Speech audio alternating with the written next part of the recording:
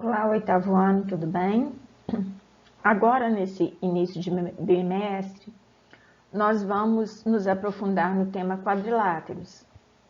No primeiro bimestre, nós estudamos os polígonos, de uma forma geral. No segundo bimestre, nós nos aprofundamos nos triângulos. E agora nós vamos aprofundar o assunto sobre quadriláteros, tá bem? Então, como todo polígono, os elementos são os vértices, que são essas pontinhas, né? Os lados, que é a união dos vértices, a diagonal, que une vértices opostos, os lados unem vértices adjacentes, tá? O ângulo interno e o ângulo externo, que é formado pelo prolongamento de um dos lados, bem?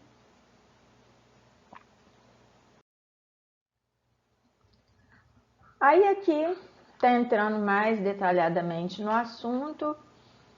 Alfa, beta, gama e delta são as medidas dos ângulos internos. Aqui as medidas dos ângulos externos. A diagonal, que une um vértice oposto, une vértices opostos.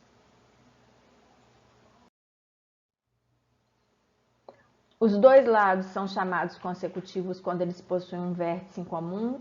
Então, esse lado é consecutivo a esse é consecutivo com esse é consecutivo com esse.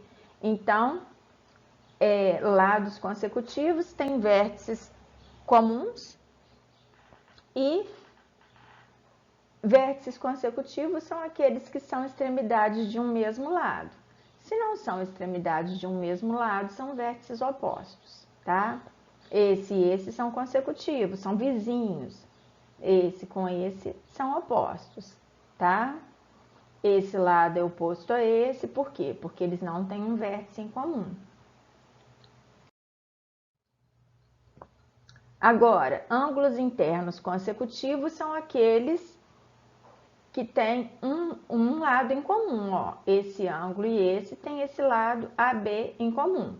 E opostos é quando não tem lados em comum, tá? E os ângulos externos são consecutivos quando eles também são formados por vértices consecutivos. Ó, esse vértice é consecutivo a esse, então esse ângulo é consecutivo a esse. Agora, esse ângulo é oposto a esse, porque não tem vértices em comum, tá? A soma de um ângulo interno com um ângulo externo em qualquer polígono é 180 graus. Então, no quadrilátero também vai ser, tá? Ou seja, eles são adjacentes e suplementares. Adjacentes porque onde termina um começa o outro. E suplementar porque a soma é 180. Perímetro é a soma dos lados. 2P representa perímetro, porque P é o semiperímetro. Então, se eu somo todos os lados, eu tenho o perímetro do quadrilátero. O quadrilátero convexo é quando eu marco dois pontos na região interna desse quadrilátero e ligo esses pontos e eles sempre vão ficar na região interna. Esse quadrilátero recebe o nome de convexo.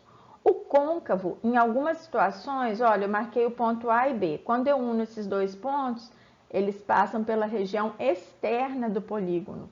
Então, ele é um polígono côncavo. Pessoal, uma outra maneira da gente identificar se o polígono é côncavo ou convexo é fazendo prolongamento dos lados. Olha, se eu prolongo o lado AD, ele sempre vai ficar na região externa do polígono.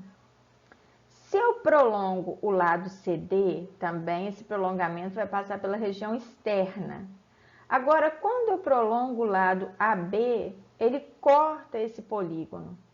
Então, sempre que um dos lados, quando eu faço o prolongamento, ele corta a região interna do polígono, esse polígono é côncavo.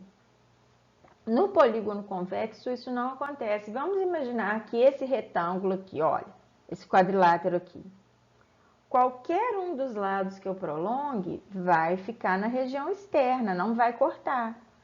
O único segmento que corta é a diagonal, tá? Aí cortaria.